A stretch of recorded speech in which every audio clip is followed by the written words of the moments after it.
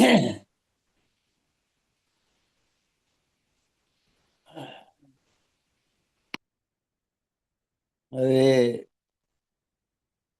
પ્રાણનાથજીએ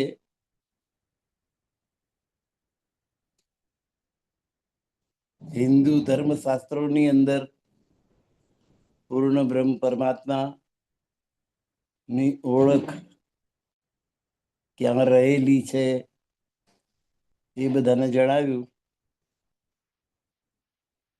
જો પરમાત્મા એક જ હોય તો સર્વ ધર્મના શાસ્ત્રોમાં એના પુરાવા હોવા જોઈએ.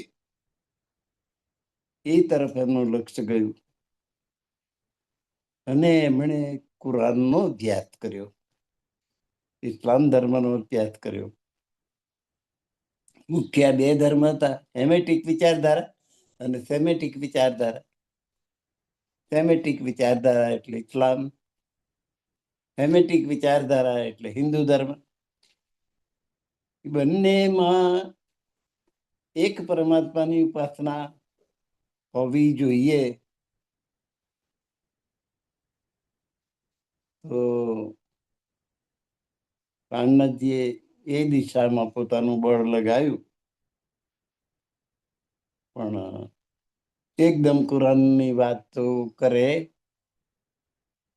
તો છત્રસાલ મહારાજને કદાચ ઘરે ના ઉતરે તો લાલદાસજીની સાથે એમણે ચર્ચા કરી અને એટલામાં છત્રસાલ મહારાજ આવી ગયા. એટલે બંધ કરી દીધી, એ વાત જ બંધ કરી. એટલે છત્રસાલ મહારાજને શંકા થઈ કે મહારાજે કશુંક છુપાયું.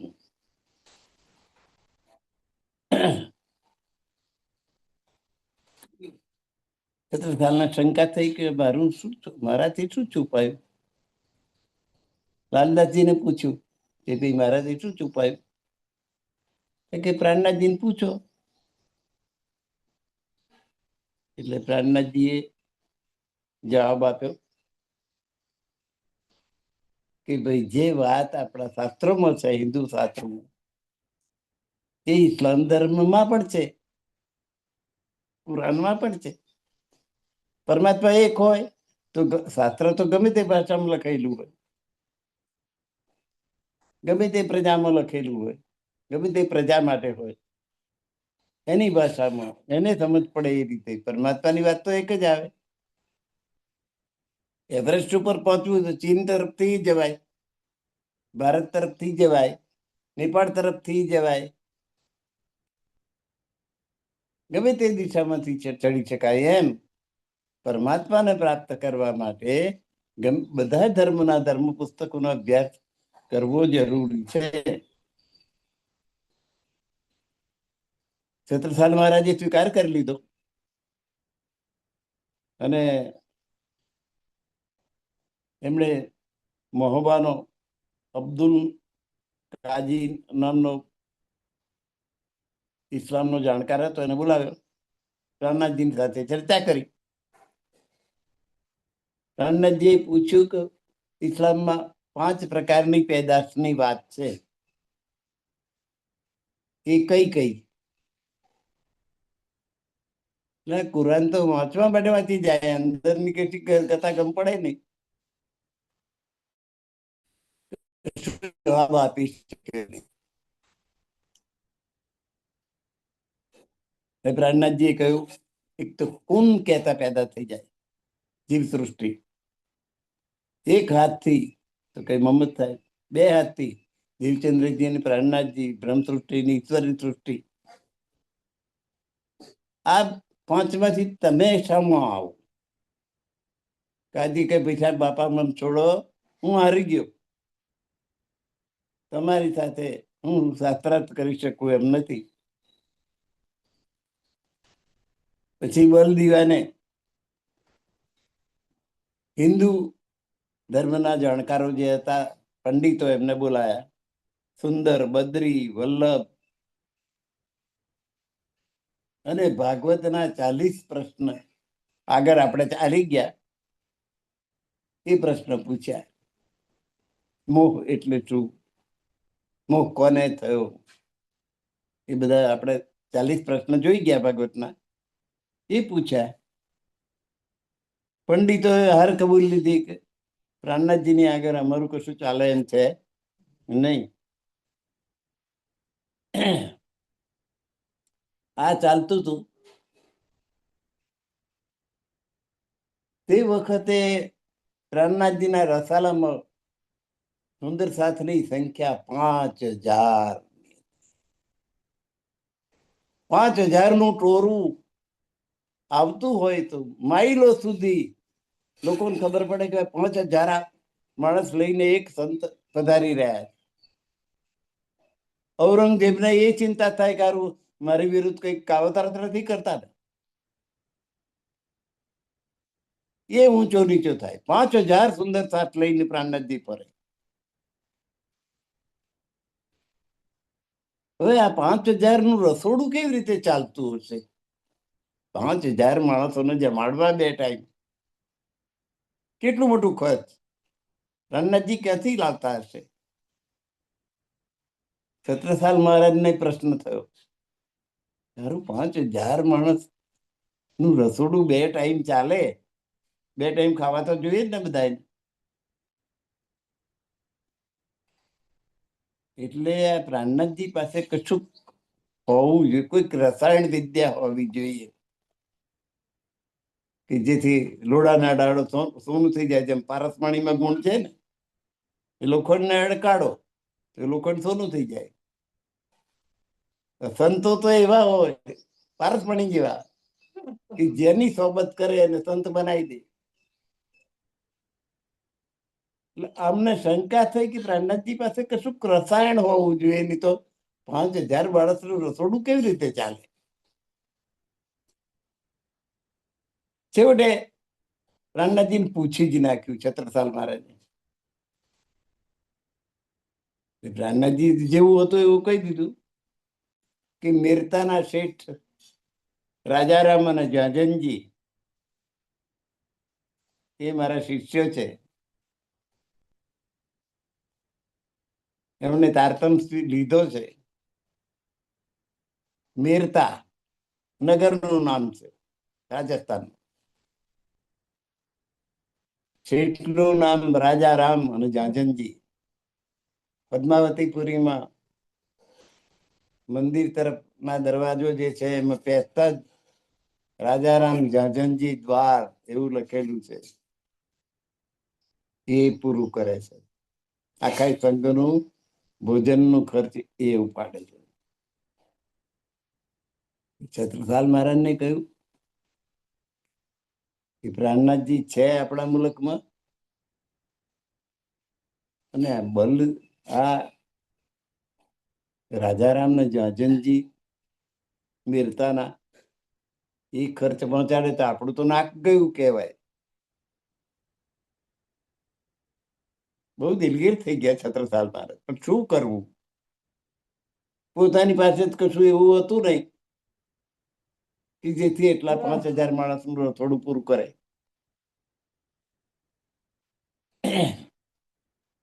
બહુ ઉદાસ થઈ ગયા. છત્રસાલ મહારાજની રાણીએ એમના કાકા બલદીવાનને જણાવ્યું કે છત્રસાલજી બહુ દુઃખી છે, મનથી શૂન્ય મનસ્ક થઈ જાય છે, અને કઈક મનમાં બહુ દુઃખ છે એમને. એટલે બલદીવાને, એમના કાકા બલદીવાને ઉપાય બતાવ્યો. એક નવો પ્રદેશ જીતી લઈએ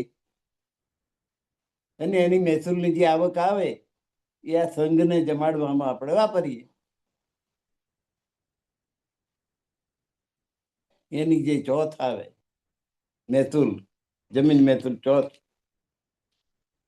એ એના નિભાવમાં આપણે આપીએ તો આ પ્રશ્ન ઉકલે.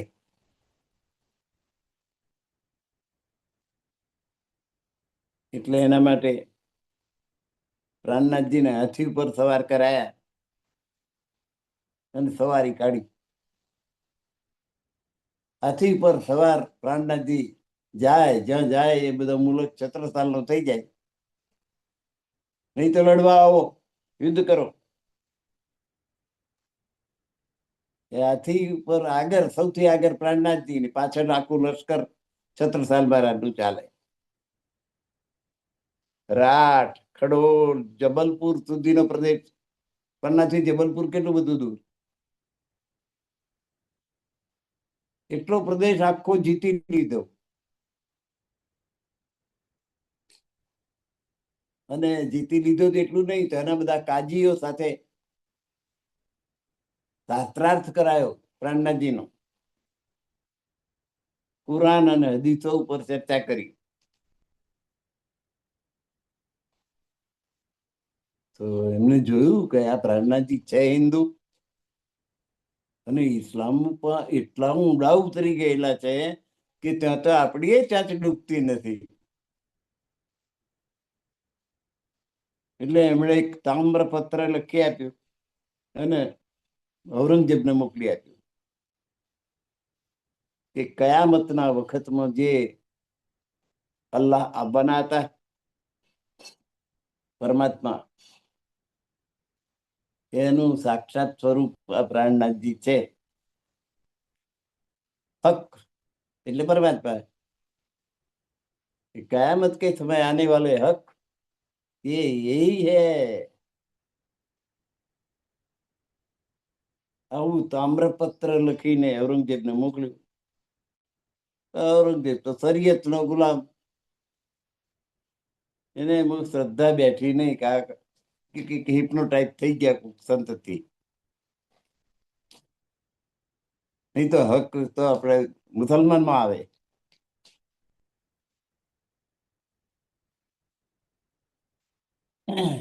એને એમાં શ્રદ્ધા બેઠી નહીં. અને પ્રાણનાથજી હાથી પર બેસીને જે ચાલ્યા, એ સવારી સેવડે પહોંચી.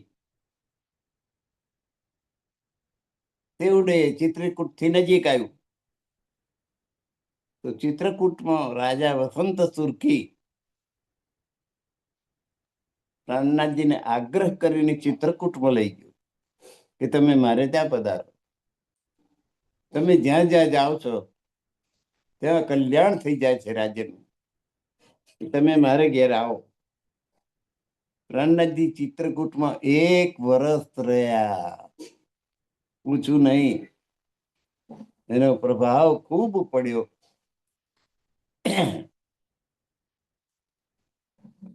અને ત્રિમુખ વાણીમાં જે કયામતનામા છે, ચિત્રકૂટમાં ઉતર્યું. વાણી ઉતરી ચિત્રકૂટમાં. હવે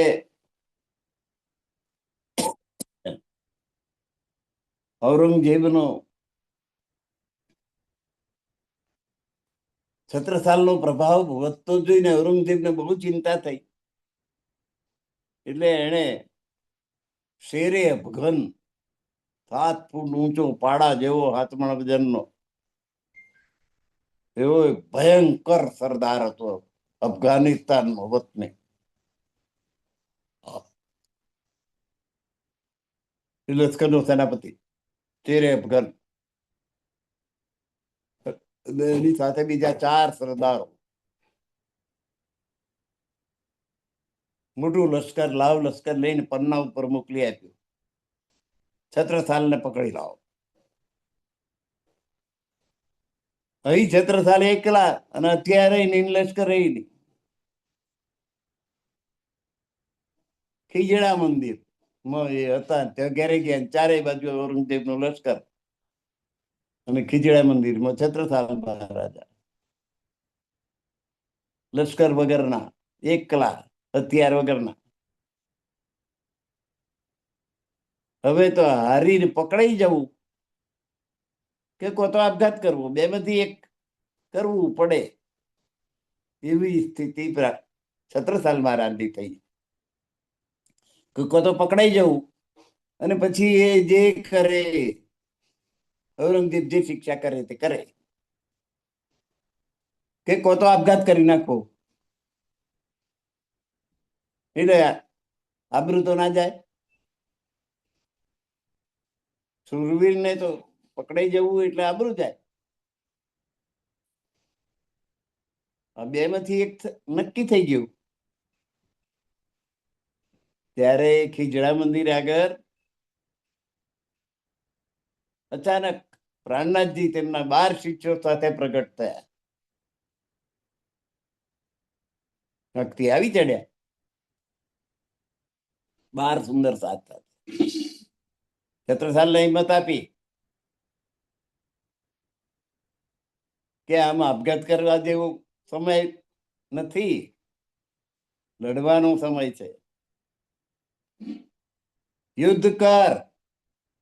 પોતાની જલ પુકાર નામની તલવાર કમરે પટે બાંધેલી હતી તે છોડીને આપી કે લે આ તલવાર, વિજય તારો છે. 12 મરણિયા સુંદર સાથ અને મહારાજા છત્રસાલ 13મા યુદ્ધમાં મોકલ્યા. પેલા 4 સરદારો શેરે અફઘન સહિતના, શેરે અફઘન કહ્યું ને મેં તમને, 7 ફૂટ ઊંચો અફઘાનિસ્તાનનો વતની એ સેનાપતિ હતો, ભયંકર. છત્રસાલ મહારાજની ઊંચાઈ પણ સરસ હતી. શેરે અફઘન સાથે તો પહેલા એક વખત ભીડી ચૂક્યા છે. છત્રસાલ મહારાજ વિજયી ભવનો આશીર્વાદ પ્રાણનાથજીએ આપ્યો. છત્રસાલ મહારાજ યુદ્ધ કરવા ગયા. 4 સરદાર મરાઈ ગયા. શેરે અફઘનના જે ખીજડા મંદિરમાં જઈને જુઓ તો 4ની કબરો દેખાય. ખીજડા મંદિર થી 4 કબરો જોઈ શકાય છે. એમાં શેરે અફઘન છે.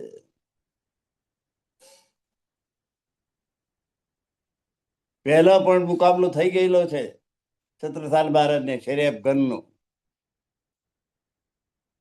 મોટું નજર ના પોકે એટલું મોટું લશ્કર લઈને આવ્યો હતો.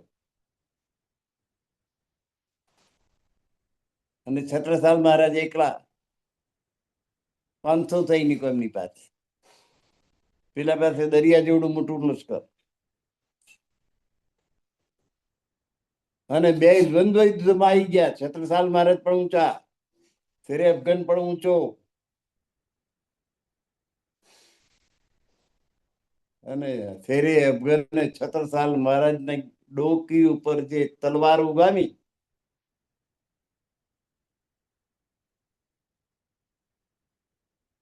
જે ઘા કર્યો, છત્રસાલ મહારાજ ખસી ગયા જરાક, એટલે પેલાનો હાથ મોટો પડ્યો. ઘા કર્યો ને પછી ખાલી જાય તો આમ થઈ જાય ને, એટલે છત્રસાલ મહારાજ તે વખતે તરત જ ચૂક્યા નહીં, એની ગળા ઉપર તલવાર મૂકી દીધી. બોલ, તારા ખુદાને યાદ કરી લે, હવે તારું મોત નજીક છે.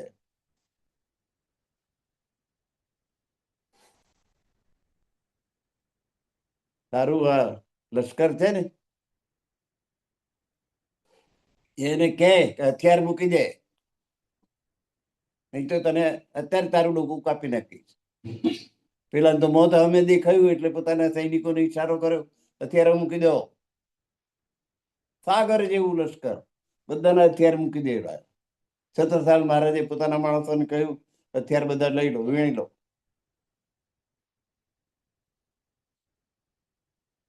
આવી રીતે મુકાબલો થયેલો શેરે અફઘનનો. અને એમાં છત્રસાલ મહારાજનો વિજય થયો હતો. પ્રાણનાથજી પાસે આશીર્વાદ લેવા ગયા કે મારી પાસે 500 માણસ, એની જોડે સાગર જેવું લશ્કર, તમે કહો છો કે વિજયી ભવ, કેવી રીતે? તો આવી રીતે વિજયી ભવ હતા અને જીત્યા હતા તે વખતે પણ. આ વખતે આ બીજી વખત પાછો શેરે અફઘન આવ્યો અને છત્રસાલ મહારાજ ઘેરાઈ ગયા. ત્યારે 4 સરદારો શેરે અફઘન સાથે પ્રાણનાથજીના 12 સુંદર સાથ, અને એમણે પોતાની તલવાર કાઢીને આપી કે જા યુદ્ધ કર, એમ હિંમત ના હાર. 4 સરદાર મરાયા અને છત્રસાલ મહારાજનો વિજય થયો.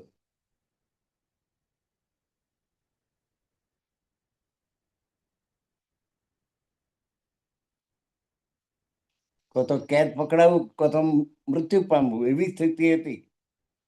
ત્યાં પણ પ્રાણનાથજીના પ્રતાપે મહારાજા છત્રસાલનો વિજય, ત્યારે સરદાર મરાયા અને એમની કબરો આજે ખીજડા મંદિરથી જોઈ શકાય છે. પુરાવો છે આપણી પાસે. છત્રસાલ મહારાજના લશ્કરમાં એક બ્રાહ્મણ સૈનિક પણ હતો.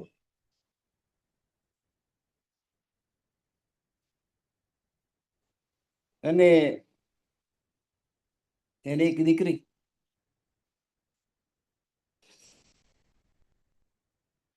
એ લટક મટક ચાલે, નાની હતી ત્યાંથી એટલી આકર્ષક, સુંદર લાગે.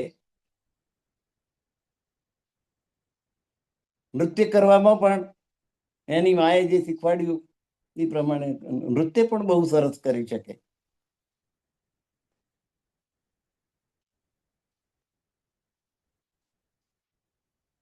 હવે એ બ્રાહ્મણ સૈનિક મરાયો, પાછળ કોઈ રહ્યું નહીં. એવા દીકરીની એટલે આજુબાજુના જે લશ્કરના સૈનિકો તો છત્રસાલમાં મહારાજને જઈને કહ્યું કે એક બ્રાહ્મણ સૈનિક મરાયો યુદ્ધમાં, દીકરી રહી ગઈ છે, એને તમે એનું પાલન પોષણ કરો. એ દીકરી એવી સુંદર, રૂપાળી અને નૃત્ય કરવામાં બહુ હોશિયાર, નાનકડીને મા પાસેથી શીખેલી. એનું નામ જ મસ્તાની. બ્રાહ્મણ છત્રસાલ મહારાજને સોંપી કે બ્રાહ્મણ છે, બ્રાહ્મણ તરીકે એને તમારે સાચવવાની છે. રૂપ, ગુણ, સંગીત, નૃત્ય અને યુદ્ધ કલા, ગાવાનું, બજાવવાનું, નૃત્ય કરવાનું, યુદ્ધ કરવાનું, એમ કેમ મેર પડે? એ બધું જ મેર આ મસ્તાનીમાં હતું. એ મસ્તાની નાનકડી હતી, તે હવે મોટી થઈ, રૂપાળી થઈ, યુવતી થઈ. અને યુદ્ધ કલામાં એ તલવાર પકડે તો એનો મુકાબલો કોઈ ના કરી શકે, એવી જબરી બ્રાહ્મણ કન્યા. હવે છત્રસાલ મહારાજ ઉપર પુલબંગસ નામનો ઔરંગઝેબનો સરદાર ચડી આવ્યો. છત્રસાલ મહારાજે એની સામે યુદ્ધ કર્યું. ત્યારે બ્રાહ્મણની દીકરી પણ યુદ્ધમાં આવી. એનું યુદ્ધ કૌશલ્ય જોઈને છત્રસાલ મહારાજ આફરીત થઈ ગયા. કર વાહ વાહ વાહ, દીકરી ઉછેરી છે બ્રાહ્મણની પણ, રજપૂતોને માત આપી દે એવી જબરદસ્ત. હવે પુલબંગસ નું સાગર સમાન લશ્કર જોઈ છત્રસાલ મહારાજે જોયું કે આ વખતે જીતવું અઘરું છે. મસ્તાની એમના પક્ષે રહીને લડી. એનું યુદ્ધ કૌશલ્ય પણ જોયું કે આ તો નૃત્ય જ આવડે છે ને ગાતા જ આવડે છે એવું નહીં, પણ આ તો લડતો ને તો આવડે. બ્રાહ્મણ છે તો હોય રજપૂતોને માત કરે છે.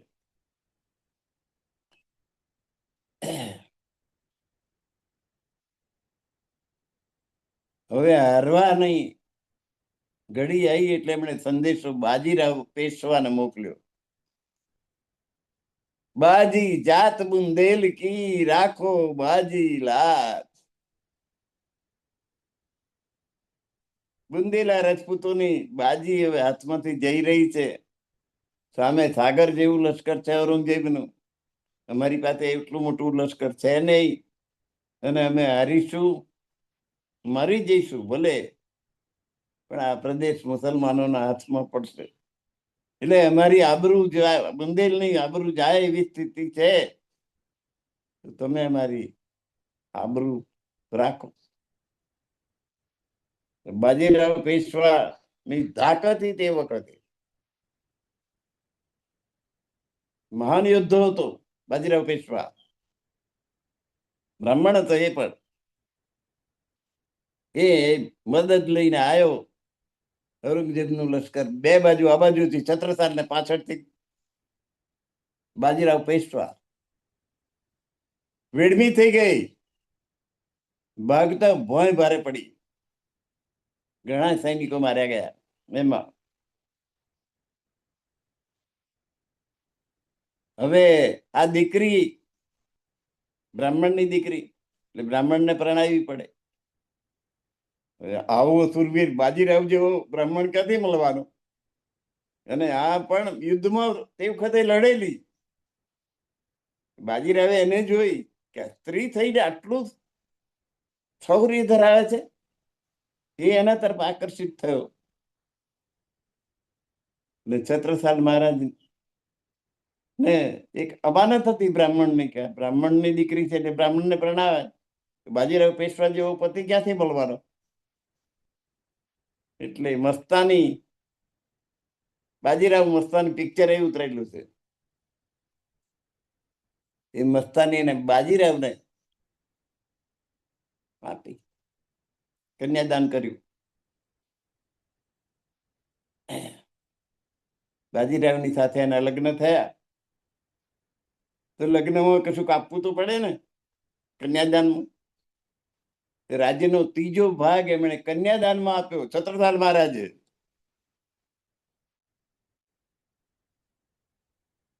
મદદ કરી એના બદલો ગણો તોય. મસ્તાનીને પરણાવી, મસ્તાનીને સ્વીકાર કર્યો, એનું કન્યાદાન ગણો તોય. ત્રીજા ભાગનું રાજ્ય પણ આપી દીધું. મસ્તાની આપી બાજીરાવને, અને એક મોટી જવાબદારી મસ્તાનીની મહારાજા છત્રસાલ પરથી ઉતરી ગઈ.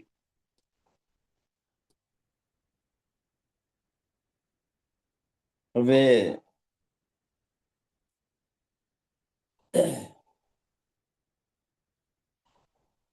5,000 સુંદર સાથ લઈને પ્રાણનાથજી ફરી રહ્યા છે. ક્યાં સુધી ફરશે? કઈક સ્થાયી ઠેકાણું તો શોધવું પડે ને. એટલે કોઈક એવી જગ્યા, પ્રદેશ મળે તો ત્યાં 5,000 સુંદર સાથ આપણે રાખીએ. એનું સ્થાયી ઠેકાણું શોધવા લાગ્યા. સુખપાલમાં બેસીને આજુબાજુ પરિભ્રમણ કર્યું. જોતા જોતા જોતા આ એક ટેકરી, કે જ્યાં આપણે અત્યારે બંગલાજી મંદિર છે, એ સમતલ ભાગ જોવામાં આવ્યો કે આ જગ્યા સારી છે. સુખપાલમાં બેસીને બધે આજુબાજુનો પ્રદેશ જોઈ આવ્યા હતા. બધા ખાડા ને ટેકરા ને વેરા ને કોતરો ને આવું બધું હતું. પણ એમાં એક સરસ જગ્યા આવી હતી, સમાન સપાટ. એ આજે જ્યાં બંગલાજી મંદિર બંધાયેલું છે, એ જગ્યા એમને પસંદ આવી, અને ત્યાં ધર્મનો ઝંડો રોપી દીધો. આજે ઝંડા ચોક છે ને, ઝંડો છે ને, એ જગ્યા. તો ધર્મના ઝંડાની સ્થાપના થઈ.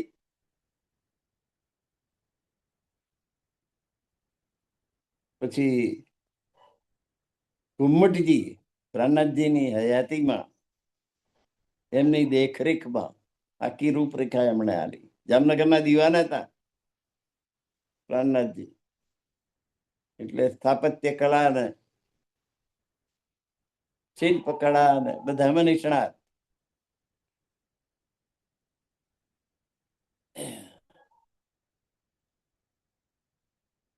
પોતાના માટે સમાધિ સ્થાન પહેલેથી એમણે રિઝર્વ કરી દીધું. ઘુમટજી મંદિર છે, એમાં પ્રાણનાથજીએ હવે આ બધાથી કંટાળ્યા. હવે ઉંમર પણ ખાસી થઈ ગઈ. હવે છેલ્લું ગામતરું કરવાનું આવે તો ક્યાં આગળ કરવું? તો એમણે સમય પસંદ, જગ્યા પસંદ કરી.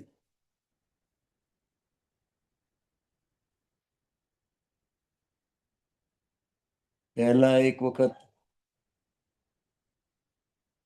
સમાધિ લીધી તો છત્રસાલ મહારાજે વાત જાણી અને મારતે ઘોડે પહોંચ્યા અને કટારી લઈને મારે જીવીને શું કામ છે,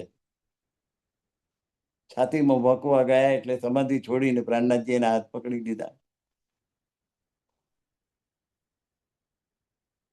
કે હવે પછી આ નિજાનંદ સંપ્રદાય, આ ધર્મનો પ્રચાર પ્રસાર કરવાની જવાબદારી હું તને આપું છું. એમ છૂટી જવાનું નથી તારે. અને હવે પછી હું સમાધિ લઉં તો એ સમાધિ લીધેલા દેહને તારે ક્યાં પધરાવવાનો છે, એના માટે આ ઘુમટજી, આ મંદિર બાજુ છે સમાધિ સ્થાન, એની અંદર એક હિંચકો છે. એ મારા સમાધિસ્થ થયેલા દેહને હિંચકા ઉપર પધરાવવાનો છે.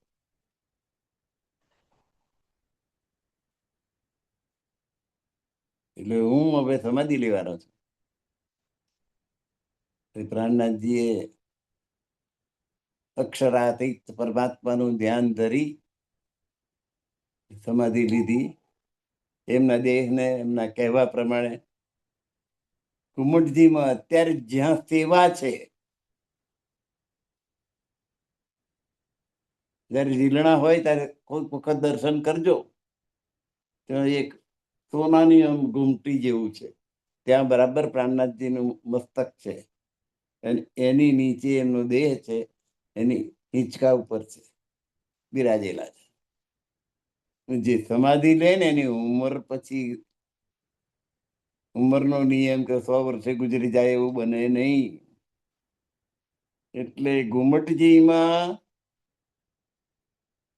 સ્વામી શ્રી પ્રાણનાથજી હજરા હજૂર છે, આજે પણ છે. પહેલા ઋષિ મુનિઓ 1000 વર્ષનું તપ કરતા હતા, ધ્યાન સમાધિ લેતા હતા. વિશ્વામિત્રનો દાખલો, 1000 વર્ષ તપ કર્યું. 1000 વર્ષ જીવ્યા તો ખરા ને? કેવી રીતે જીવ્યા? 100 વર્ષમાં તો માણસ મરી જાય. 100 ને બદલે 110 વર્ષ થઈ જાય કોઈ હજારોમાં એક. પણ પછી મૃત્યુ તો આવે જ ને. પણ નથી આવ્યું. 1000 વર્ષ સુધી વિશ્વામિત્રએ તપ કર્યું. એ તપ મેનકાએ તોડાયું. મેનકાએ નાચવા લાગી, કૂદવા લાગી, અને એમનું ધ્યાન છૂટી ગયું. 1000 વર્ષ તપ કર્યું તો દાખલો મળ્યો ને આપણને. પછી ચીનના 2 મુસાફરો, ચેન ચંગ તાસ અને ફાહિયાન, એમણે નોંધ કરી છે કે હિમાલયની કંદરાઓમાં 300 વર્ષ જૂના તપ કરતા સંતો મહંતોને અમે જોયા છે. પુરાવો 300 વર્ષ જૂના, 3 વખત દાંત આઈને પડી ગયા હોય એવા માણસો તપ કરતા જોયા છે. ચીનના મુસાફરો ફાહિયાને યુએન સંગ તાસ નામના 2 મુસાફરો થયા, જે ચીનથી ભારત આવ્યા, અને એમણે રસ્તામાં શું શું જોયું એનું વર્ણન કર્યું એમાં લખ્યું છે. તો મહામતી સ્વામી શ્રી પ્રાણનાથજી એ સમાધિ લીધી છે. પછી ઉંમરનો બાદ એમને નડે નહીં. એટલે આજે પણ પ્રાણનાથજી ઘુમટજીમાં હજરા હજૂર છે. આ વાત હું વાત દઈને કહું છું તમને કે આપણે પન્નાજી કેમ જઈએ છીએ દોડે દોડે, કે ત્યાં પ્રાણનાથજી હજરા હજૂર છે. એ તો ઘેર બેઠે બેઠે આપણે સેવા નથી કરી શકતા. પણ કંઈક જાત્રા કરવા જવાનું થાય, મન થાય તો ક્યાં જઈએ છીએ? પન્નાજી જઈએ. શ્રી પન્નાજી મેં આપ બિરાજે પિયા,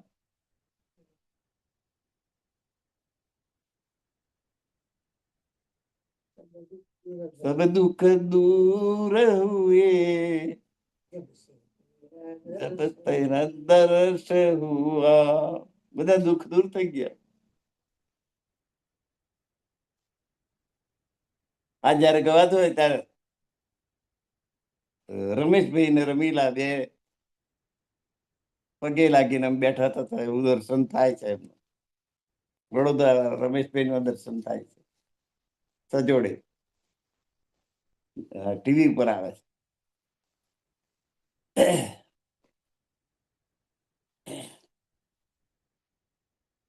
તો રાજ્યનો ત્રીજો ભાગ આપી દીધો. બાજીરાવને મસ્તાની પરણાવી દીધી. બાજીરાવને મસ્તાની પિક્ચર પણ એના ઉપરથી ઉતરી ગયું.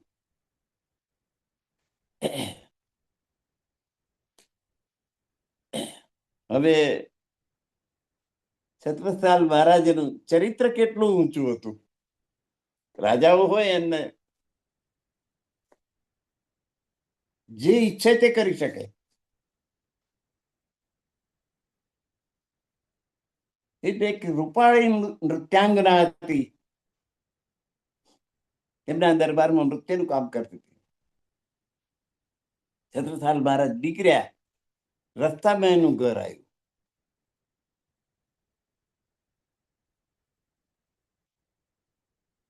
એટલે બહાર આવી અને પ્રાર્થના કરી કે મારે ઘેર તમારા પગલા પાડો.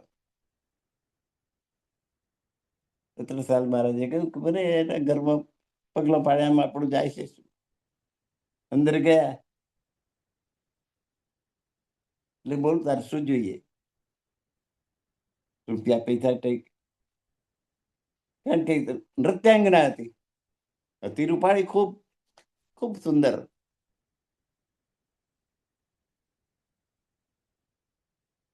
રાજા મહારાજા છત્રસાલ નું ચરિત્ર કેટલું ઊંચું.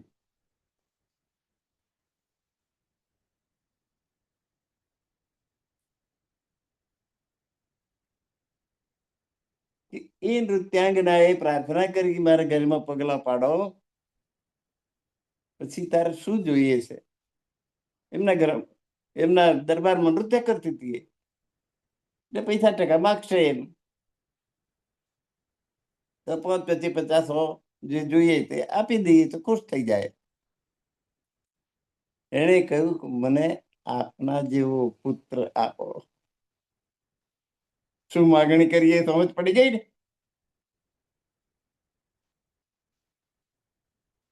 મને આપના જેવો પુત્ર જોઈએ છે.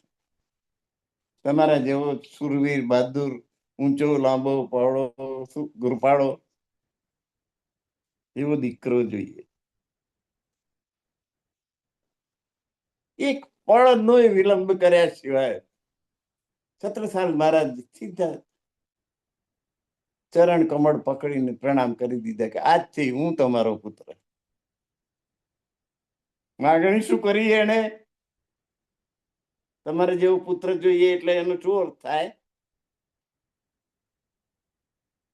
નૃત્યાંગના હતી,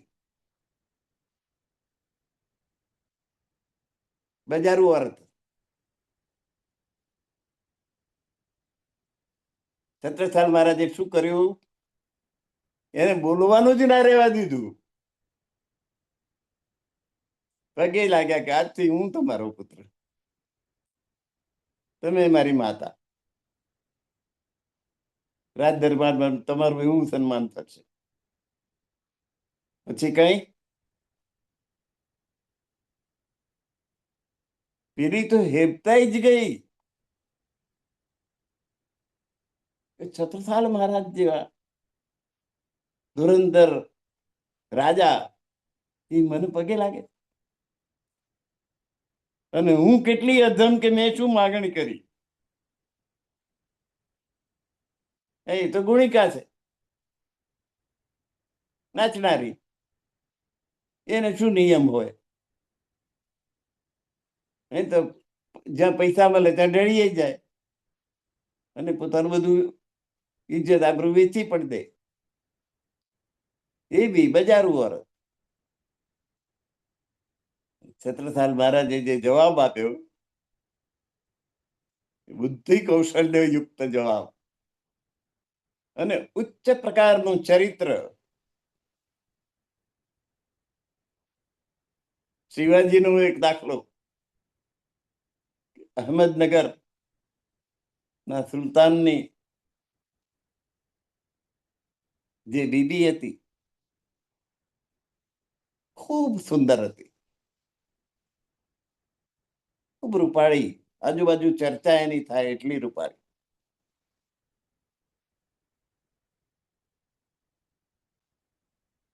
એટલે અહમદનગર ઉપર શિવાજીએ ચડાઈ કરી અને રાજ્ય જીતી લીધું. અહમદનગરના સુલતાનને હરાવી દીધો. પછી એના શિવાજીના જે સેનાપતિઓ છે ને, એ એની બીબીને પકડી લાયા. ખૂબ રૂપાળી, એટલે આજુબાજુમાં એના રૂપની ચર્ચા થાય એવી રૂપાળી. અને શિવાજીને કહ્યું કે એક ઘરેણું અમે લાયા છે તમારા માટે. પછી એ બીબીને પેશ કરી. શિવાજી ગુસ્સે ભરાઈ ગયા કે તમે આજ સુધી મને સમજી નથી શક્યા. હું મારા અંગત સુખ માટે લડું છું, હું દેશની સ્વતંત્રતા માટે લડું છું, અને આ મારી માતા છે. એને એના પતિની પાસે ઇજ્જત પૂર્વક, માન પૂર્વક પાછી પહોંચી સોંપી આવો.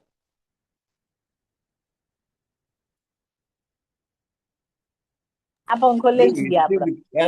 સૌંદર્ય કઈ ધરાવતી બી દેખ્યો હોય તા આ પંખો આપણે લઈ જઈએ. તો જમીન કે હાલ લઈ જાય. તે મેહુલ ગાડી સુધી લઈ જાય. એમને પછી ભેટ ગાડી મળી. ચાલુ થાય ને જમીન ના લે. એને આ રીતે એ શિવાજીની, હું દેશ માટે, સ્વતંત્રતા માટે લડી રહ્યો છું, આ સુંદર સ્ત્રીઓને ભોગવવા માટે બેઠો છું. મને ઓળખતા નથી તમે? મારા અંગત સુખ માટે હું લડી રહ્યો છું. પેલા મોઠા પડી ગયા કે ઇજ્જત પૂર્વક એના સૌવર્ણ એના પતિની પાસે એને પહોંચાડી દો. અને એને પાછી પહોંચાડવી પડી.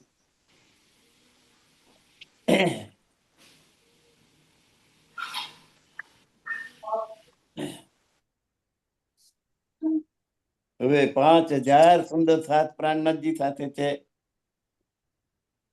સુખપાલમાં બેસીને આમ સમાન જમીન હોય એવી જગ્યા શોધી બંગલા આજે ત્યાં ઘુમટજી મંદિર, જે પ્રાણનાથજીની દેખરેખમાં એમનું પોતાનું સમાધિ સ્થાન બન્યું. બંગલાજી છે એ સંસદ ભવન, કે જ્યારે બધી રાજકારણની ને બધી ચર્ચા કરવાની હોય ત્યારે એમાં બેઠક થાય અને બધા જ આગેવાનો હોય એમની સલાહ લેવામાં આવે કે હવે શું કરવું, કઈ રીતે બચાવ કરવો. બાયજુરાજનું મંદિર બન્યું, એ બાયજુરાજની યાદગીરીમાં બન્યું. સદગુરુ મંદિર છે, ધણી દેવચંદ્રજીની ગાદી ત્યાં પધરાવી અને એની પર મંદિર બન્યું. પરમહંસ મંદિર છે, એ પરમહંસની સમાધિ નું મંદિર બન્યું. આ ભૂષણધામીના ઘરથી બંધાયા. ભૂષણધામી નામના ખૂબ ધનવાન વ્યક્તિ હતા પન્નામાં, અને એમની બધી મિલકત એમના પછી રાજ્યમાં જમા થઈ જવાની હતી. એટલે એમણે રાજ્યમાં ના જમા થઈ જાય એટલા માટે એમણે મંદિરો બંધાયા. એમના પૈસાથી બાજીરાજનું મંદિર બંધાયું, સદગુરુ ધણી દેવચંદ્રજીનું મંદિર બંધાયું અને પરમહંસનું સમાધિ મંદિર બંધાયું. ક્ષેત્ર છે એ સાધુ સંતોનો રહેવાની જગ્યા. આ પન્નાજીમાં કોઠા મંદિર છે એ બાયજીરાજ નું નિવાસ સ્થાન, ત્યાં રહેતા હતા બાયજીરાજ મહારાણી.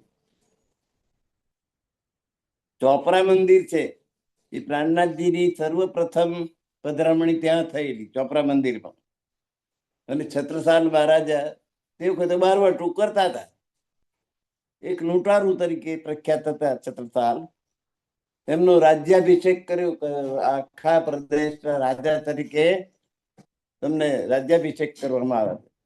એ ચોપરા મંદિર, કે જે ચોપરા એટલે કુંડ, ગંગા જમનાના કુંડ છે ને. આજે આપણે જાતે જઈએ છીએ ત્યારે 151 પારાયણ ત્યાં બેઠેલા છે. તો છત્રસાલ મહારાજનો રાજ્યાભિષેક ત્યાં થયેલો. અને પ્રાણનાથજીએ તલવારની ભેટ આપેલી ખીજડા મંદિરમાં. ખીજડા મંદિર છે ત્યાં તલવારને, પોતાની તલવાર કાઢીને, જલ પુકાર નામની તલવાર કાઢીને આપી.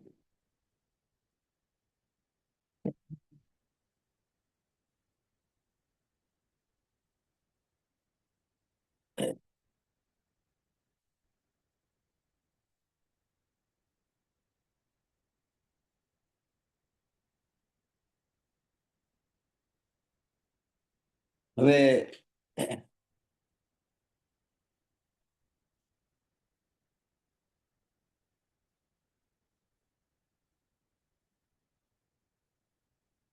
મીઠું પીરજાદા નામનો એક સેનાપતિ હતો ઔરંગઝેબનો, પ્રાણનાથજીને પકડવા. આ પ્રાણનાથજીનો પ્રભાવ આટલો વધતો જાય એટલે જેટલા સુંદર સાત જાગૃત થયેલા એ બધા પ્રાણનાથજીમાં. પ્રાણનાથજી મંદિર જે અત્યારે જે છે એની આજુબાજુમાં વધી ગયા. એટલે પ્રાણનાથજીને પકડવા માટે 5000 નું લશ્કર લઈને આક્રમણ કર્યું. દિલ્હીથી આ મીઠું પીરજાદા નીકળ્યો 5000 નું લશ્કર લઈને. રસ્તામાં એક ચમારોનું ગામ આવ્યું. ચમાર એટલે શું કામ કરે? મરેલા પશુઓ હોય એનું ચામડું ઉતરડી લે. એટલે તીક્ષ્ણ હથિયારો એમની પાસે હોય જેનાથી ચામડું ઉતરડી લે. અને એ ચામડું પકવીને એના પછી ચંપલ ને બૂટ ને બધું બને. અત્યારે આપણે પહેરીએ છીએ એ બધું એ રીતે બનેલું છે. ચમારોનું ગામ આવ્યું રસ્તામાં. એમની પાસે પેલો તીક્ષ્ણ હથિયારો તો હોય ચામડો કાપવાનો. અને એ ચમારોના ગામમાં પાછો કોઈ પ્રસંગ હતો એટલે આખી નાત ચમારોની ભેગી થયેલી.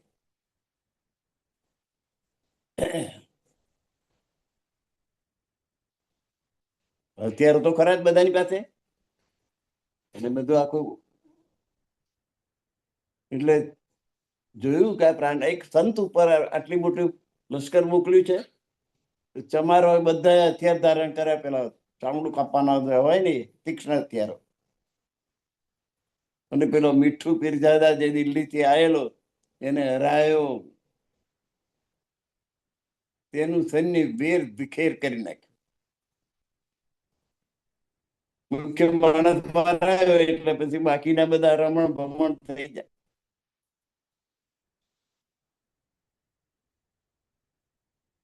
હવે ઉર્દલ ખાન નામનો એક બીજો આગેવાનો હતો મુસલમાનોમાં. એને પૂછ્યું કે તમે કયામત આવી ગઈ છે તેમ કહો છો? ત્યારે કયામત ને તો હજુ ઘણી વાત છે. કયામત એટલે સર્વનાશ, આવું સમજે આ લોકો. કુરાન વાંચે પણ કયામત એટલે સર્વનાશ. કયામત નો અર્થ થાય જાગણી, આધ્યાત્મિક અર્થ થાય જાગણી, ઉપલક અર્થ થાય સર્વનાશ. એટલે જેના મગજમાંથી માયાનો સર્વનાશ થઈ ગયો હોય અને આત્મા જાગૃત થઈ ગઈ હોય એને કયામત કહેવાય. કયામત તો હજુ બહુ વાર છે અને સમય આવે કુરાનનો. પ્રાણનાથજીએ પૂછ્યું કયામત હજુ વાર છે એવું કુરાનમાં ક્યાં લખ્યું? એનો વાતુની અર્થ સમજાયો. કયામત એટલે આત્માની જાગૃતિ. માયાનો નાશ, પણ તો એ જાગૃત થયો નહીં. હવે છત્રસાલ મહારાજ ધનની કમીને કારણે, રૂપિયા પૈસા નહીં છત્રસાલ મહારાજ પાસે ક્યાંથી હોય, મોટું લશ્કર લશ્કર રાખવા એટલે પગાર આપવો પડે. એટલે પ્રાણનાથજી એને વરદાન આપ્યું કે જાઓ, સવારથી સાંજ સુધી ઘોડો જેટલું ચક્કર લગાવશે એટલા સ્થાનમાં હીરા નીકળશે.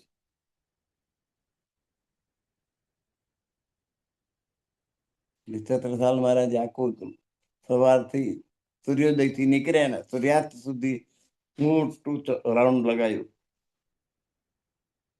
ત્યાંથી હીરા નીકળવા લાગ્યા. આજે હીરાની ખાણો ત્યાં છે, મજૂરો ખોદતા જ હોય છે, અને કોઈ કોકને મળી પણ જાય છે, અને કેટલાક તો મજૂરો કરીને ખોદાવાનું, એટલે ઘાસના પીછા કાઢીને ખાણ ખોદવાની, અને એમાં કેટલી વાર ખોદાઈ ગયેલી હોય, પછી હવે ક્યાંથી હીરા નીકળે.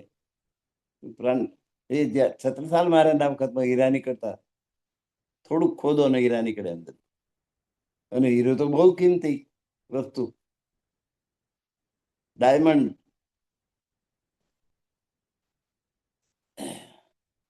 કુરદલ ખાન હીરા મોટી સેના લઈને છત્રસાલ પર ચડી આવતો. કુરદલ ખાનનો સેનાપતિ ઔરંગઝેબનો, રસ્તામાં જ મળી ગયા છત્રસાલ. છત્રસાલ પાસે 22 સરદારો હતા, 22 સૈનિકો. ખૂબ જોરદાર યુદ્ધ થયું. છત્રસાલ જીત્યા, કુરદલ ખાન હાર્યો ને બરબાદ થઈ ગયો. બીજો સેનાપતિ આવ્યો સફજંગ, છત્રસાલે એને પણ હરાવ્યો. ઓરછાનો જે રાજા હતો એને ખટોલા પર આક્રમણ કર્યું. છત્રસાલ ઓરછા બચાવવા માટે એની સાથે યુદ્ધ કર્યું, એને ભોય ભેગો કર્યો. એટલે ઓરછાનો રાજા હાર્યો તો પાછો બીજા એના મિત્ર રાજાને દૌવા કરીને ખટોલા ઉપર મોકલ્યો. એ હારીને પાછો ગયો. ઉપરોક્ત બધા છત્રસાલના વિજયોથી ગુસ્સે થયેલા ઔરંગઝેબે ખૂબ ગુસ્સે ભરાયો, કાં તો છત્રસાલ તો કોઈથી હારતો જ નથી. એટલે રણમસ્ત ખાં નામનો એક બહાદુર સેનાપતિએ તો મોટું લશ્કર આપી અને છત્રસાલ પર મોકલ્યો એને હરાવવા માટે. પણ એ મોકલ્યા પછી પીરજાદાએ સલાહ આપી કે એના ગુરુ પ્રાણનાથ છે અને બહુ ચમત્કારી સંત છે, અને છત્રસાલને તમે નહીં હરાવી શકો, અને પાછો બોલાવી લો. એટલે લશ્કર થોડેક સુધી આવી ગયું, ફરી સંદેશો આવ્યો કે પાછા તારો. લશ્કર પાછું વર્યું. ઓરછાના પંડિતો પ્રાણનાથજીની સામે થયા. છત્રસાલે ઓરછા પર ચડાઈ કરી અને ઓરછા બરબાદ થઈ ગયું. જેમણે પ્રાણનાથનો કે છત્રસાલનો વિરોધ કર્યો, બધા કોઈક ને કોઈક રીતે બરબાદ થઈ ગયા. એટલે ઈત જમુના ઉત જર્મદા, આ બાજુ જમુના થી માંડીને નર્મદા સુધી નો પ્રદેશ, ઈત ચંબલ ઉત ટ્રોસ, આ બાજુ ચંબલ નદી તો આ બાજુ ટ્રોસ નદી. છત્રસાલ સે લરન કી, આખો બુંદેલખંડ કહેવાય. છત્રસાલની સાથે લડવાની રહીને કાહો હોશ. આખો એ બુંદેલખંડ જે કહેવાયો જેટલો વિસ્તાર, એમાં મહારાજા છત્રસાલ સાથે લડી શકે એવું કોઈ રહ્યું નહીં.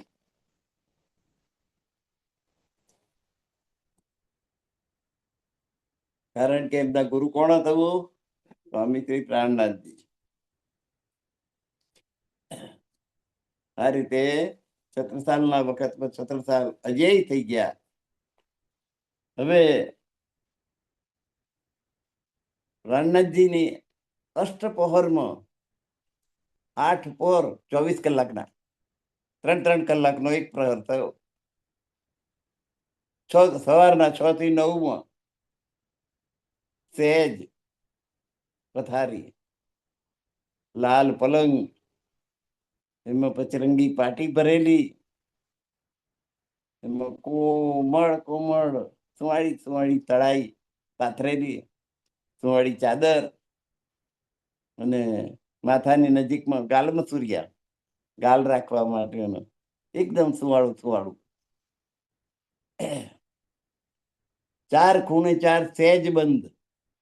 આપણે તો દબાઈ દઈએ છીએ ચારે બાજુએ ચાદરને, પણ એમના સમયમાં ત્યાં દોરી બાંધી દેવાનું, એટલે ચાદર આખી રાત ગમે એમ આરોટો તોય પથારી એક સરખી જ રહે, આગુ પાછી થાય નહીં. 4 દોરડા, એટલે પલંગની ચારે ખૂણે 4 સ્તંભ હોય. થાંભલીઓ.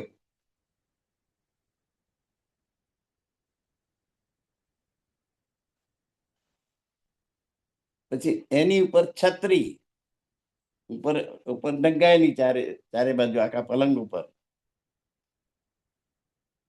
અને ચારે બાજુએ ઝાલર, ઝૂલ વાળું કપડું બાંધેલું ઝાલર.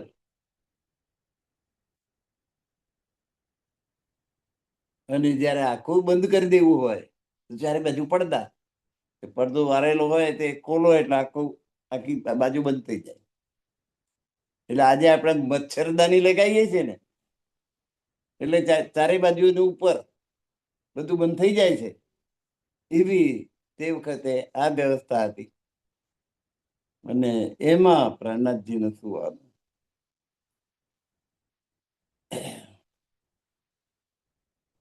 હવે આ સહેજની સેવા કોણ કરતું? તો કે નારાયણ નામના સુંદરસાદ, હરનંદન, નાથો, મથુરા, ગંગાદાસ, પરમાનંદ, શ્યામજી, માણિક, જમના અને એના પુત્ર છબીલો,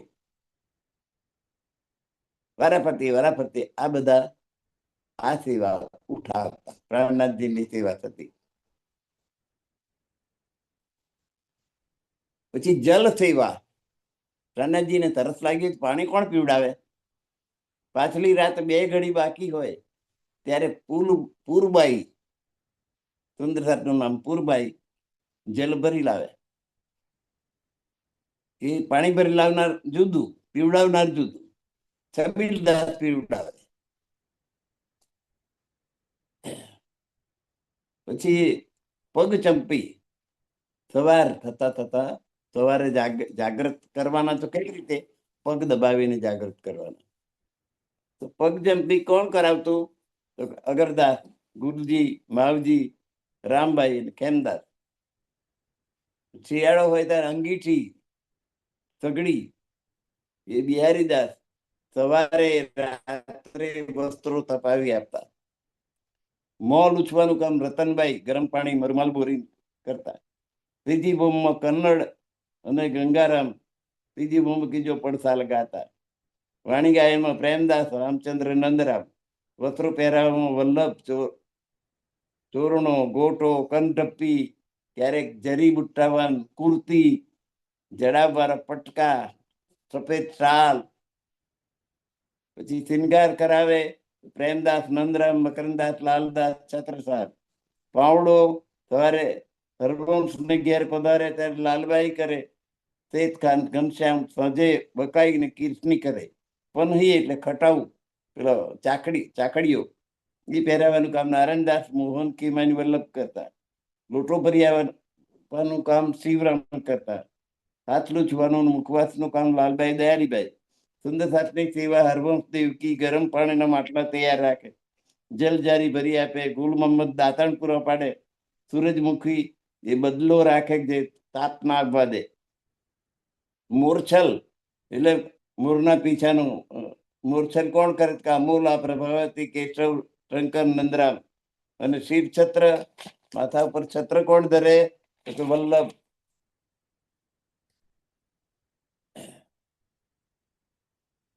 તો આવી રીતે એમની 8 પહોરની સેવા થતી.